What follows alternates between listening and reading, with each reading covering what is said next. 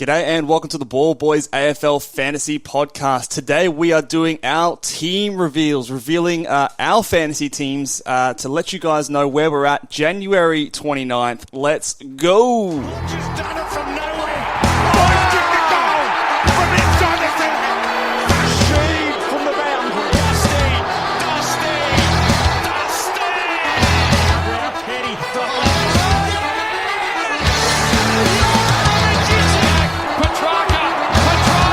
Oh, wow. How good is that? The legend becomes immortal.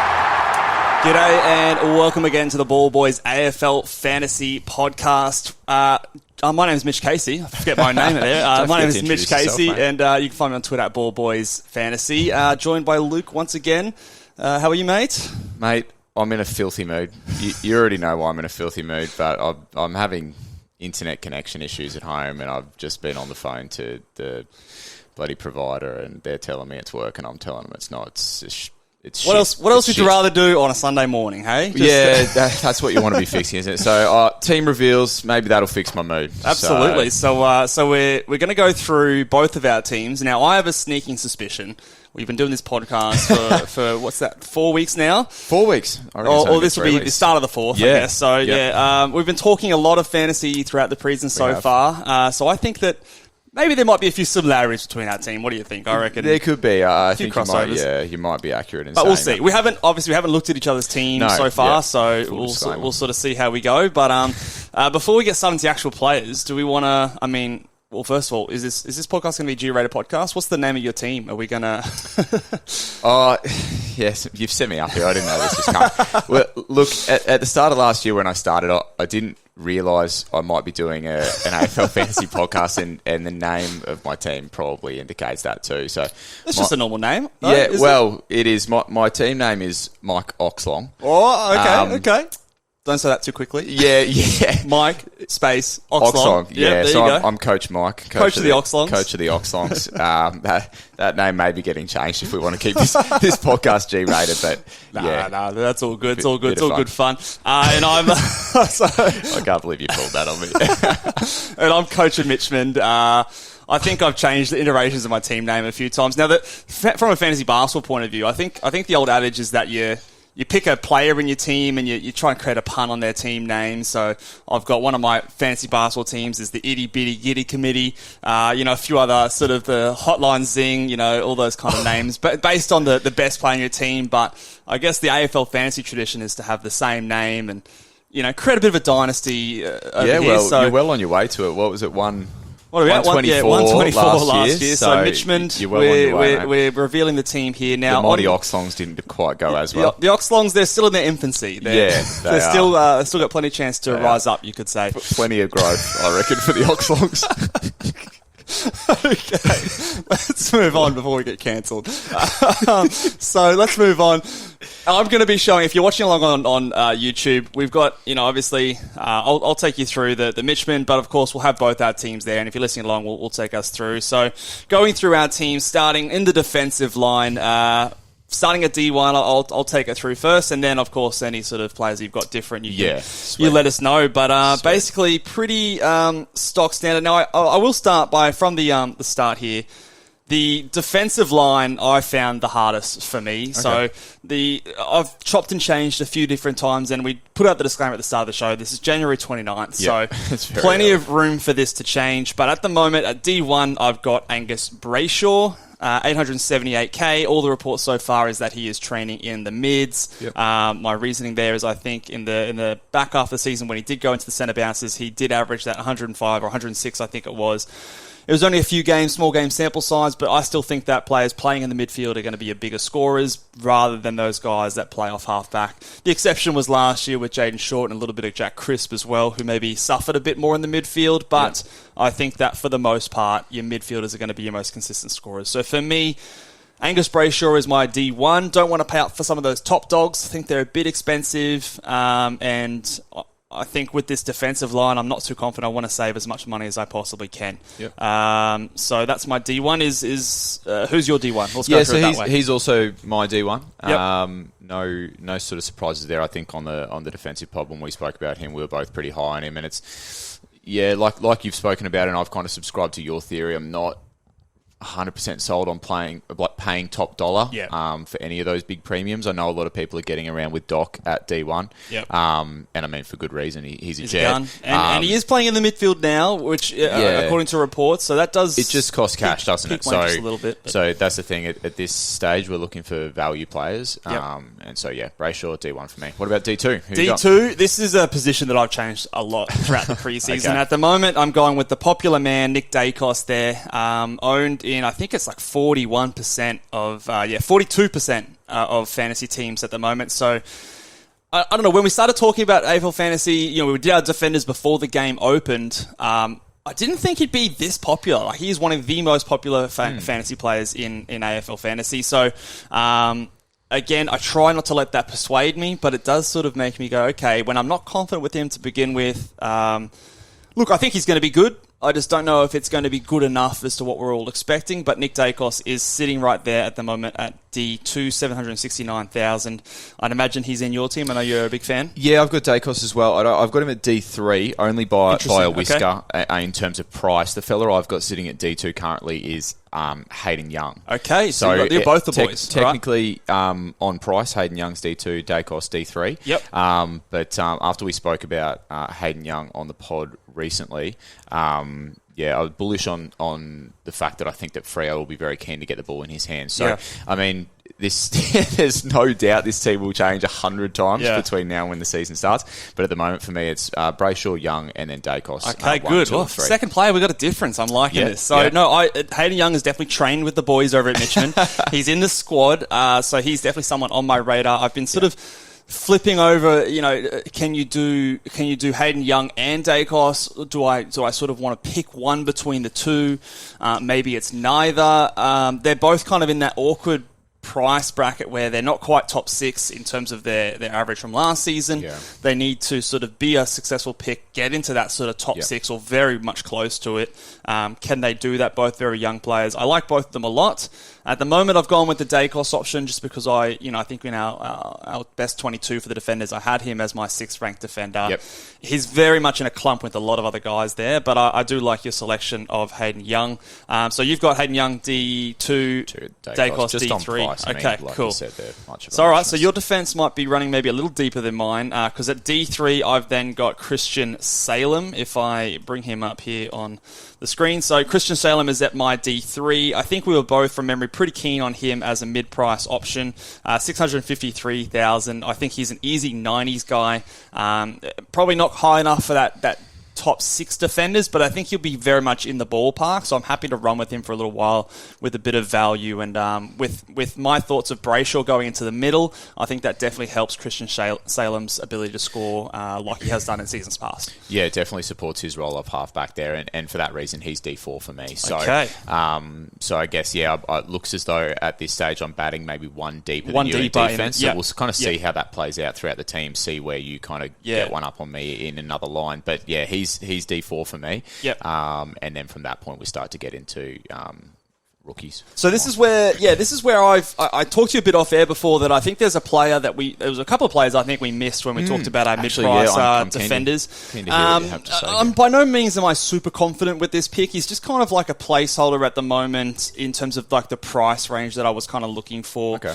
I think that value in the defensive line is tough to come by this year, and I think this player does present a little bit of value, and that's Connor McKenna for the Brisbane Lions. Now he was he's got a discount from his season last year, didn't play a single game, so he comes in priced well below what he's done before. I think off the top of my head he's sort of priced in the 40s or something like that. Has averaged mid to high 60s in the past, so I think that there's maybe a 20-point upside. It's by no means one of those season-winning picks, but it's kind of just that guy that, whilst I'm not too sure of the rookies at this stage, I would love to get him up to someone like a Hayden Young or someone like an Elliot Yeo or something like that, guys that have spent a bit of time on my team, but to get the money in terms of making changes to the rest of my side, I haven't quite been able to figure it out just yet, but for now he's sitting in there. Moving over to the Brisbane Lions, let's hope he's locked in as their best 22 kind of a player.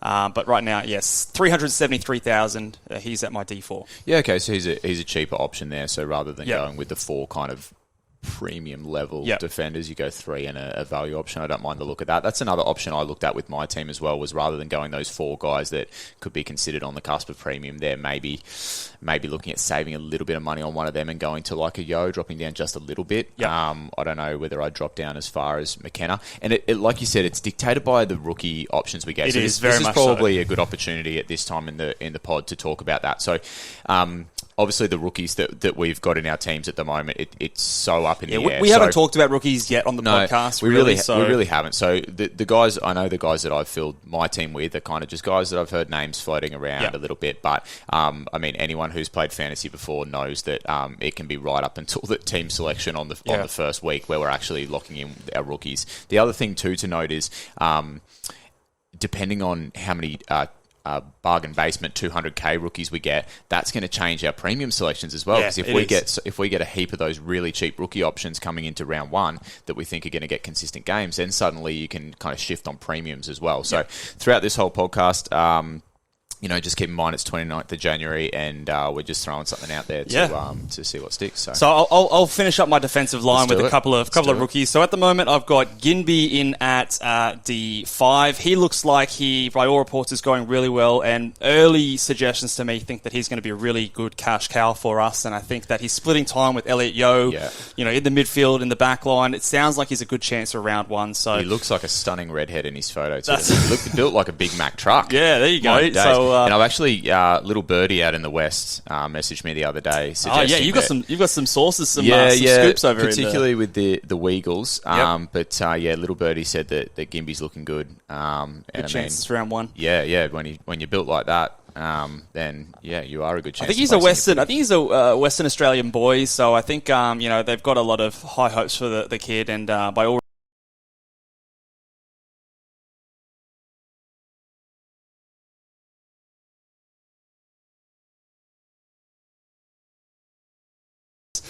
he played, I think, his first game in one of the finals. So that bodes well. But again, I've kind of hedged my bets here with Connor McKenna and Darcy Wilmot in my back line. Maybe with the Brisbane Lions, it comes down to one of the two, and they're starting a squad in round 1. So by no means am I confident with these guys, but again, kind of a placeholder. And then of course on defence, you can't not have him. Will Gould, he's just the All Australian when it comes to placeholders in your preseason fantasy squad.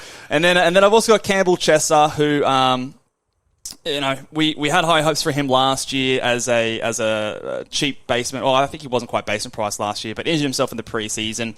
Maybe a bit up in the air whether he debuts in round 1, but at the moment 200k if he is in the squad, he probably will make my fantasy team. So, any other different cash cows that you've got there that you want to just throw out there? Mine are pretty similar. The only one I've got there sitting is Corey Wagner instead of Gould. But like I said, it's much of a muchness at this time of the year. So we won't spend too much time there, I reckon. So let's move into the midfield. Sorry, before we do that, of those 6 players, who would you describe as the biggest lock in your side from the defensive line? Like, is there someone that you're going, I can't really see myself not starting with this player? Yeah, see, I'm going to contradict myself because if you take us way back to the first podcast we did, I mentioned my first player picked in my team was Nick Dacos. But then as the preseason evolves and I go through it, now I'm starting to look at Brayshaw and even Salem as players that I'm more confident with. So for me, probably Brayshaw at this stage at D1.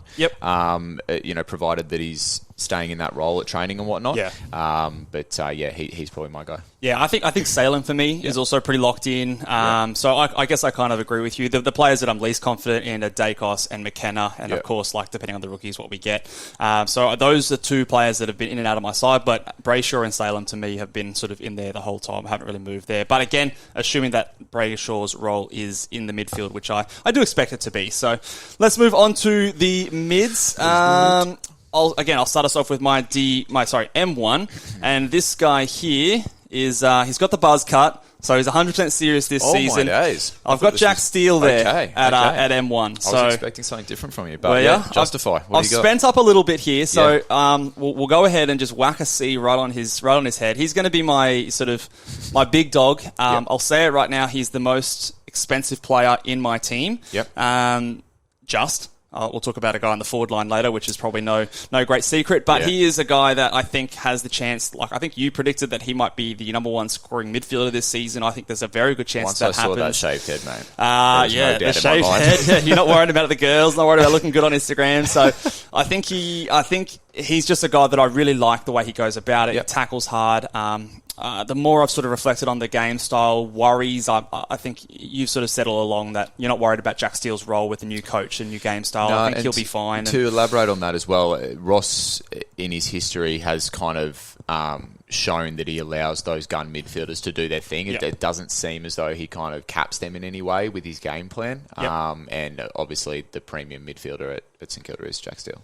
So I've got Jack Steele there again. Returning back to my philosophies, I want a few captain options. I want value in every position. I still think there is value with Jack Steele. I think he's priced at 109 or 110. I could easily see him going, between that 115 and 120 mark, just based on his history in the last couple of seasons. And I think that whilst it may not be 15, 20 points of upside, 5 or 10 points at the pointy end and still having a really reliable captain option, I think is important. So I've got him there at my M1. Who's your M1? Yeah, so I think I'm sort of yet to see the rest of your midfield, but I think I might see where I've spent a bit more money in the back line. You may bat deeper in the midfield. So I've started with the flowing mullet Baslenka in solidarity with the mullets. Yes. So I'm sort of guessing that your midfield will now roll down into that. But I've started with Baz. He's a little bit, I guess, I would say value option. But if he's able to reach the heights that both you and I think he can this year, then he would present as a little bit of a value option.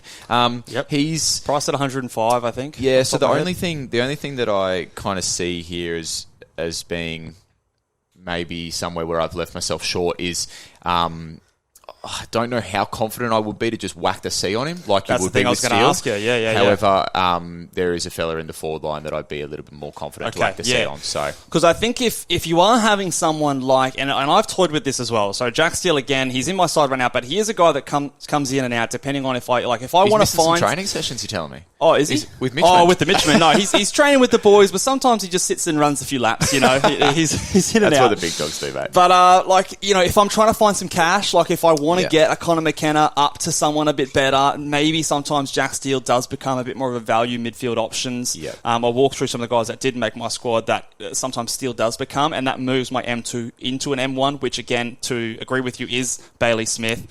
So again, I have him there, but it is sort of just that you got to ask yourself that question. If Bailey Smith, or some people might have Jack McRae, or one of those kind of lower priced range kind of guys, if they're going to be your M1, you have to ask yourself, am I confident in round one that if it comes to it, and I whack a C on him, am I happy with that? And the answer could be yes. It very well could be yes, but in my opinion, if you're going to go that way, you need to be confident in your convictions, in your predictions of these players, that this guy's going to be your captain option, because your midfield is where you score a lot of points. It is. And obviously a lot of our captain choices come from there. Say there's a bad matchup for... we might as well just go and say his name because he's obviously in our team. Dunkley is obviously the other captain option we're talking about. So say he has a bad matchup, he comes up against a tough team that week, you want to have another option, I think. Or if you have him early in his VC, he flops, you want a fallback option. So I think that you still want your M1, M2 to be considered for captaincies. So. Yeah, and when we're talking captain options as well, it's worthwhile to note, I myself haven't done enough digging into this, but it'd actually be worthwhile going and having a look at the first sort of 1 to 5 rounds and working out what VC loop options we might get as well when players I have had a look so far, on that. So, we'll say Jack Steele plays the last game of the round in round 1, so it's a good fallback option. That's kind of, like lending you to selecting him at 10-1. So who you got? So that means there for me, Bailey Smith would be my VC. So Bailey Smith, my M2. Yep. Okay, so your M1. Yep. Who's your M2 then? So Josh Kelly. I've got in. Not in my side. Yeah, which I am a little bit surprised by, to be honest, because I know that he is a guy that you've sort of been looking at and have been high on. He, until 5 minutes before the pod, because I was rapidly adjusting, he wasn't in my side either. So I actually had someone else. Late addition. He's got the call up. Yeah, so I actually had someone else in there, and I've just been kind of toying with a couple of different options in that spot. So yeah. Again, Kelly's there now, but Kelly's trained with the squad. He's trained with the boys. Like I said, sometimes Jack Steele becomes a Josh Kelly. Sometimes Jack Steele becomes a Marcus Bontempelli. Yeah. Those kind of price range. I think we had a question on Twitter the other day between sort of Yeah, Bont, Jelly, and Darcy Parish, like those kind of price range guys. Jack Steele sometimes becomes a McRae. A few different players that could happen. That's very much a structure dependent kind of a thing. But at the moment, I feel the most comfortable with Steele there and Bailey Smith at number 2. But Josh Kelly, like on your team, has definitely spent time in my side. At M3, I have Tom Mitchell, my namesake, in there. I think early in the preseason, I was tempted to go against him, tempted to sort of be a bit different, unique, but I think that it's a pretty easy pick the more I think about it. I think he's going to be in a lot of good sides, and I think that, like I said, there's nothing wrong with being a vanilla side. So for me, he slots in at M3. I think that he could easily go between 105, 110, maybe even bigger than that, at 853,000. I think that's a bargain. So he's very much in the mix for that top 8 mid kind of selection. Yep. So in my eyes, I think that I've started with 3 top 10 midfielders, and I think that all of them have upside. So I'm fairly happy with those selections. Tom Mitchell, I think, again, to skip ahead, he's probably one of the guys that I think won't leave my side between now and the start of the season unless something changes, injuries or role. I agree with you. I agree with you, Mitch. He's my M3 as well, and we talked about this on a previous podcast as well. But it really is safe to go with him. You know, with all the hype surrounding him, that he's going to be in almost all of the top teams to start the year. So if he does flop, at least you're flopping with everyone else.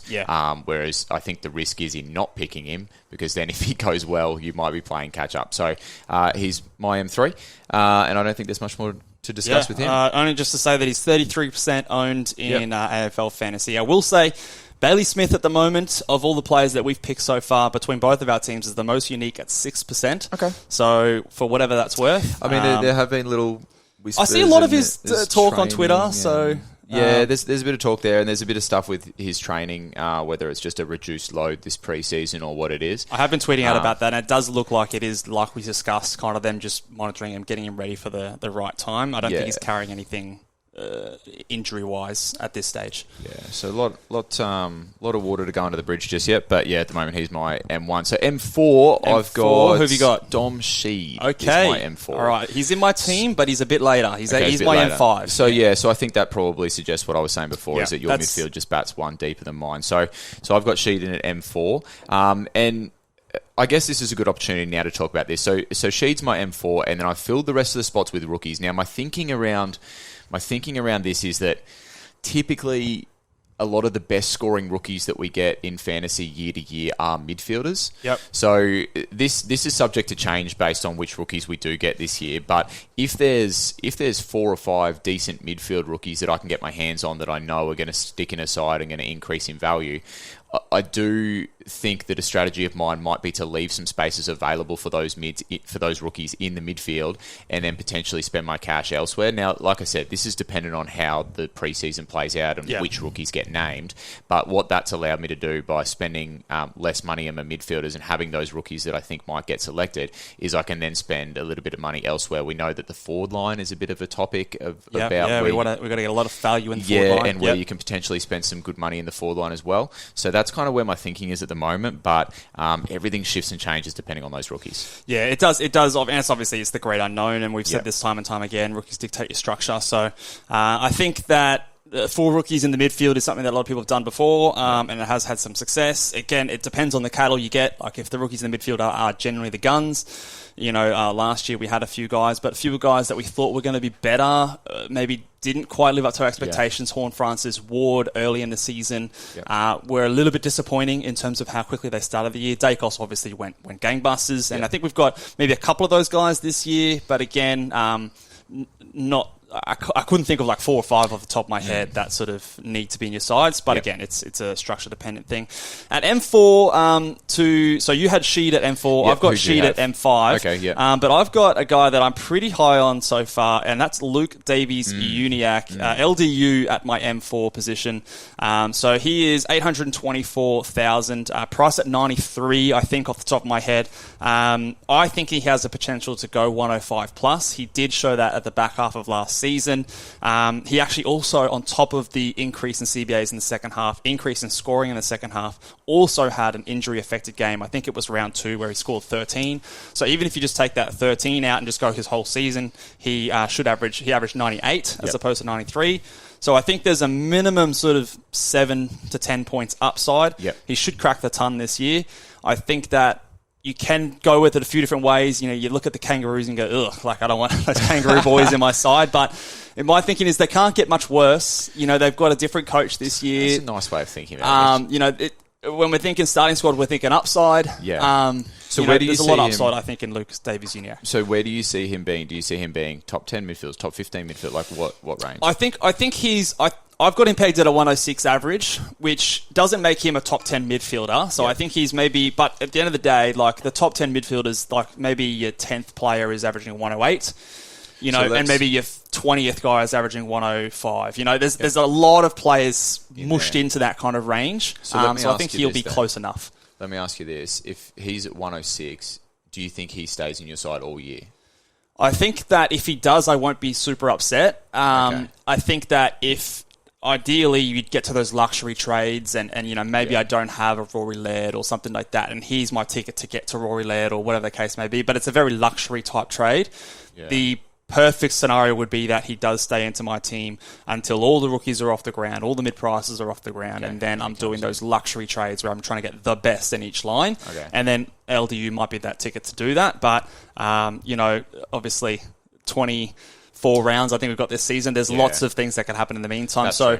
I guess that's what I was trying to ask is does he fit into that no man's land category? Like if you don't intend for him to be there at the end, but he's not necessarily a guy that's going to make you huge money. Yeah, I guess it's just how close you get. So if you're 105, 106, yes, you're not quite in that top 8 mix, but you're at worst 4 or 5 points away from that. And I think that's enough for me to sort of be satisfied and save a bit of cash instead of paying up for someone that I know might be in there. Yep. And I think compared to maybe some of the guys that are a bit cheaper, so your Chad Warners, your Tom Greens, Adam Cherrers, and a few players in that kind of a range, I think that I'm more confident because I've seen it for half a season.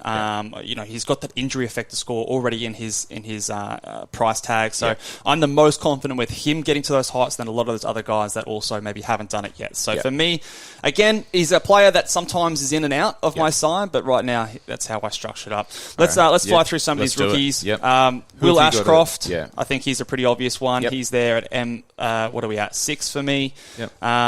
Do you have him in your side? I do. I'd imagine he's going to be an extremely popular pick. Along with everyone else. Yes. I've got Cam McKenzie in there as well. Me too. Plays for the Hawks, if I'm... Yep. So we know that they're obviously going quite young. And then the last guy here, I also have Will Phillips from the Kangaroos. Apparently playing some time in the midfield. He was the number 3 pick, I want to say, a couple of years ago. Has had a rough start to his season. I think he had... Is it glandular fever or something like that last year? Caused him to miss, I think, every game. So he comes in very cheap. Top 3 pick on a side that obviously wants to play their young players. I think he's going to be a pretty popular selection if he starts round 1. So any differences between those rookies on field? No, You've also got another one as well. Yeah, so I've got Phillips, I've got McKenzie, and I've got Ashcroft. I've got Philippou. Matthias Philippou. I hope I'm pronouncing that correctly. He's a forward mid, isn't he? Yeah, he is. So... I guess there's a little bit of flexibility there that provides. And then I've just got a couple of really placeholders on the bench. I've got Wardlaw, he's an expensive placeholder. But what I want to do with my rookies, I want to, at this particular stage, select the expensive rookies so that I know that if I get lucky and there's 200k ones, I can increase. You've got more cash to play with. That's it. So I've got Wardlaw and I've just got a defender mid placeholder, Uland. Is that how I pronounce Bodie's name? Good guess. Yeah, good guess. I don't know. Sorry, Bodie. Sorry, Bodie. I've got Matthew Johnson. Some good reports I'm hearing come out of Freo. He might be maybe in and around the mix. And then I've also got Henry Hustwaite from the Hawthorn Hawks as well. Again, Hawks 228k again. I'm trying to do the similar kind of thing. I don't want all of my bench players to be 200kers at this stage, because I think when you need to make that little bit of money to get the guys, if there's not enough, it lulls you into a false sense of security too. It does. Oh God, my team's so good. Yeah, well, you've got all 200k rookies. So I think I try to make sure that I'm still maybe leaving myself a little bit, and if there is a bunch of 200k players in there, I can make a quick 28k and drop him down. Yeah. I do subscribe to the theory of you want as much cash on the ground as possible, but not always doable in this case. Yeah. Over to the rucks. Let's do it. All right, R1 for me, Rowan Marshall. Now, there's been some glowing reports in the last 24 hours. Apparently, he is ready to take on that number one ruck mantle. He's lifting as much as he ever has. He's running as best he's ever done. So I'm very excited. There were some people getting hot and sweaty on Twitter. That was one of them. Yeah, I was getting very hot and sweaty. Yes, I think there were a few people out there that were loving those reports, myself included. So he's my R1 as well. Yep. And I think we said this on the previous podcast, but if those reports keep coming out and it's clear that he's playing number one ruck, I expect his ownership percentage to just fly up. Lock him in. Like I said, if he's the number one ruck, I've got him peaked at 110. I think he can easily be the number one ruck this season, and by a decent margin, I could say. And at R2, I have Darcy Cameron same. there as well. So you have him in your R2 spot. We do. So I'm most interested to see who you've got on the bench for your rucks, on actually. my bench. I'm hoping you've picked the same bloke that I have. I could go him, and I have, actually. I've picked him for team morale. Team morale, he's a member of our actual footy team. He's got the flexibility of ruck forward, 200k. Samson Ryan, the GOAT. The GOAT. I think he's played one AFL game. He scored -3 or something -2, like that. So he had one disposal and one or two frees against. Yeah, I can only assume he's in the team for his good performance on the piss or something. But it's not good looks, I think, obviously. It's certainly not his fantasy performance. But Samson, you're in the team. Apparently he was doing all right last year in the twos. I don't know. But yeah, Samson Ryan is in the boy. Like I said, I think that we might have a floating donut in our R3 position this year. So it may as well be Samson. So Samson Ryan, he's got that ruck forward positional flexible, which is like to take piss takes aside. That's actually a very valuable thing if you want to be creative. If you've got a Darcy Cameron that you maybe want to move to the forward line or whatever, potentially gets if you've got some DPPs thrown around, you've got the utility position there, you can use him. So look. Piss takes aside, he actually could be a legitimate candidate for my R3 position. I think it should just be compulsory. We both have to start with him at R3. Yeah. All right. F1, I think we've mentioned him already. Pretty obvious pick. Close to a must have in a lot of people's eyes. Yep. I have Josh Dunkley in there. 51% owned. More than that, 51.5% owned. I think he is a captain option most weeks, especially if we see him obviously playing those high CBAs in the preseason. But he's, I think, fairly comfortably the number one forward this year. Yeah, look, Mitch, I actually didn't have him in the team up until maybe 24 hours ago.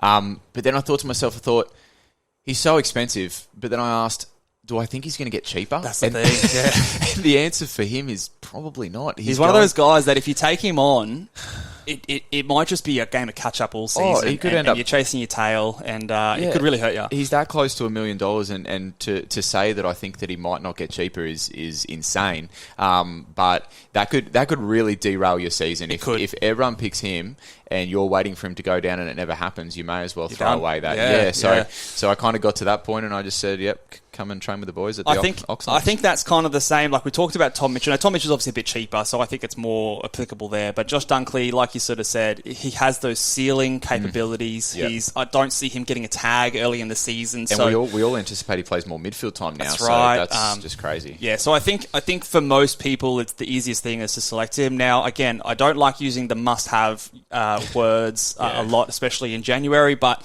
to me, he's pretty close to it. I do see him as a captain option, and so he has the potential to be the number one scorer in AFL Fantasy, full stop, not just a forward line. He could average the highest out of any player. So I think, priced at 108 or 109, I think he is. There's still upside, and as a captain option, I think that's fine. Definitely. Your love child Dylan Moore would have been a little disappointed that he wasn't in there at F1. Well, we're pricing things at price, but if it was my love, he'd be there. He'd be there.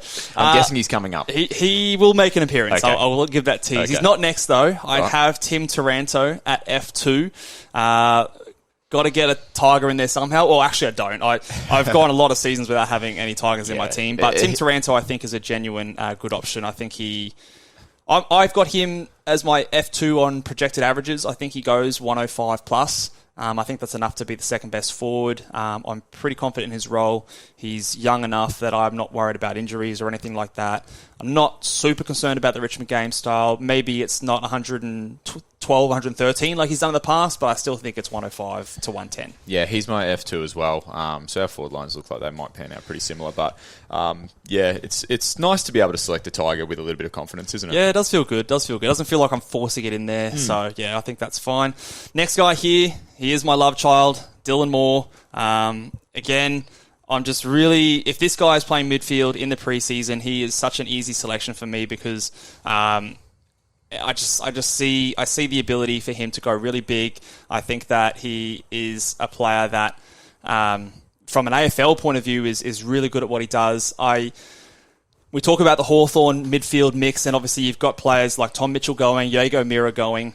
I guess the consensus out there in the community is that, they're just going to go so young. You're going to get Ward. You're going to get a McDonald in there. You're going to get Jai Newcomb in there. But like they're all 20 or younger. And I think for the most part, you don't often see AFL teams do that. There's at least one or two guys in there that is maybe the veteran presence, maybe the bigger body that could take a bit of that punishment for the entire season. So I still think that Dylan Moore is young enough, like I said, young enough to be a future piece for them, but old enough that this season he's going to be a mainstay in that team whilst those kids still are developing.